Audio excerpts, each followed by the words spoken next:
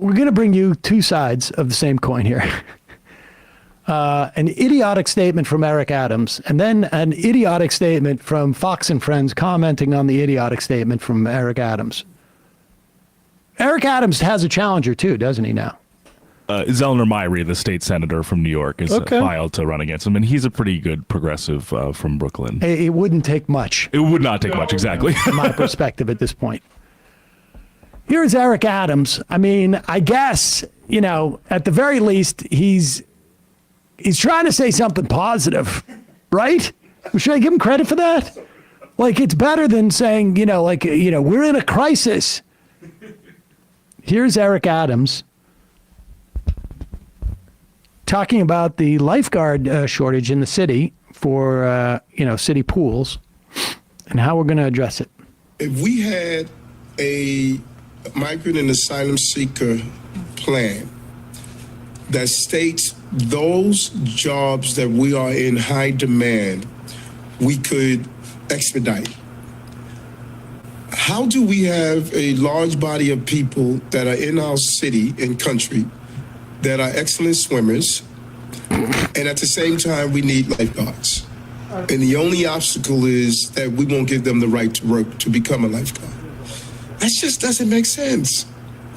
But if we had a plan that say you have a shortage of food service workers and those who fit the criteria, we're going to expedite you. If you have the experience that you are a nurse, which we have a nursing shortage, and we would expedite you. And now, I got to say, in general, I am good with this perspective. We have people who've come into this country who have talents that we could put to use. Yep.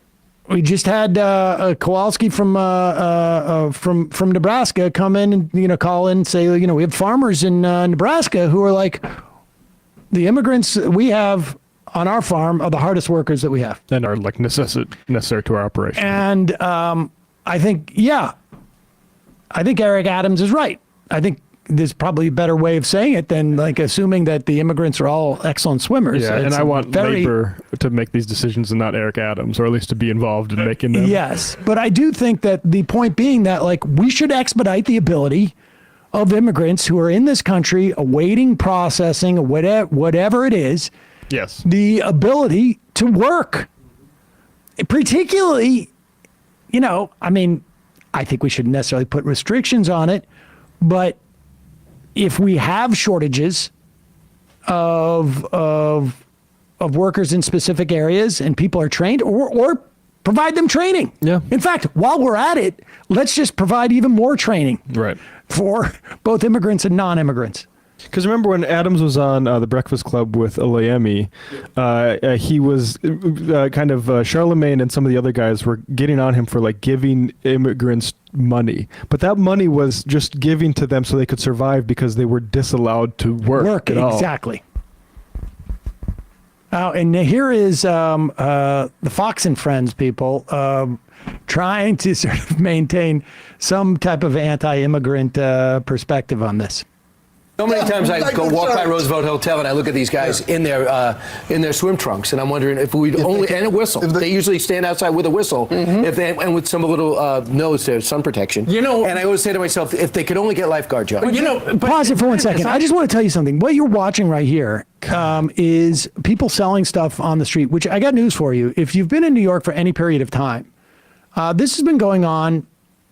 I mean, I moved to New York 30 years ago. Yeah. And 2nd Avenue from like St. Mark's for like 4 blocks in either direction was all this.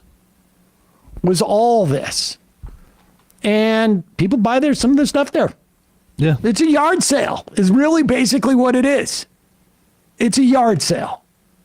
And what's Kilmeade's bit like riff here? He's making fun of their clothes. No, he's making fun of Eric Adams for saying that they're good swimmers. Right. Okay. He's Or basically that they saying, can actually have jobs. Yeah, he's saying, "Oh, I've seen them in lifeguard garb, so like they could." Yeah, I definitely know. They definitely could be qualified to be lifeguards. He's like sarcastically saying that, but you know, it only gets worse from here. They usually stand outside with a whistle, if they and with some little nose there, sun protection. You know, and I always say to myself, if they could only get lifeguard jobs. You know, but Brent, as I look at these people right here, I'm not thinking Baywatch. Yeah, absolutely. I'm not thinking Baywatch. I'm not thinking I trust the migrants to be watching my children in the swimming But also the argument is flawed on the surface. Like if you ever been, the mayor canceled his trip to the border, right. So he's not aware of it. First of all, there's a lot of drownings that happened there. Also, the water at the border is shallow. Like it goes up to your hip. And these aren't the best swimmers. And watch, I think we're missing the You point. never hear of an Ecuadorian gold medalist, right? I mean, Michael Phelps was never pushed to the hilt by a Venezuelan. So, I mean, if you want to teach soccer instruction, that would help, right? You could get some 7-year-old kids to learn from a 22-year-old former national team player who decided to put a backpack on and come to another country. That would be good. But I just don't assume when I see 1.7 million illegals, they're probably going to be great lifeguards. Well, ultimately, Give them that's what he wants. He wants them to get work visas. The federal government would not allow it because, it started with the beginning story. What about all of those guys beat up the cops because they don't have jobs? and it's in Gotham. It's Gotham's lifeguard shortage. She says it can easily be fixed.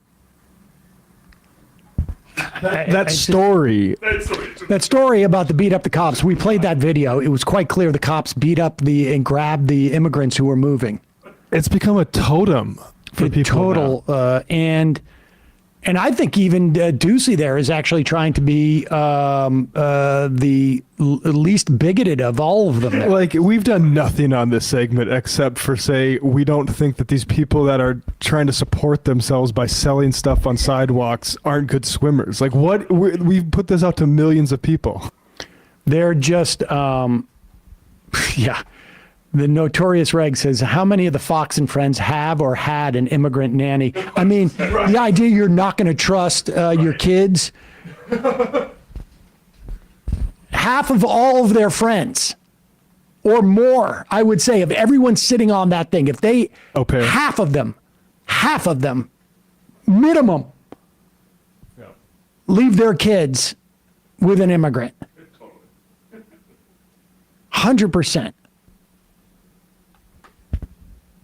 DSA Aaron from Atlanta, they aren't hiding the outright racism about migrants. It's disgusting. It is. I mean, it really is stunning the way that they talk about it. It was like a Crowder segment. Totally. It's amazing. Value Taint says it's hilarious to hear a rich white woman in New York City saying they wouldn't want an immigrant watching their kids. Oh, yeah. I mean, like, there was a rash of people during the Bush administration who were going to be up for a job. Like Bernie Kerik was one of them, actually. And couldn't because his nanny was an immigrant. And he employed it. Amazing. Really amazing. Just the outright bigotry.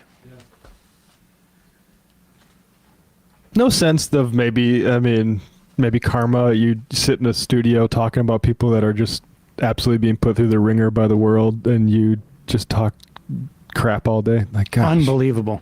Hey, folks, don't forget to hit the subscribe button and check out our daily show. We do it every day at 12 p.m. Eastern for about 2.5 hours. We even take phone calls. You should check that out.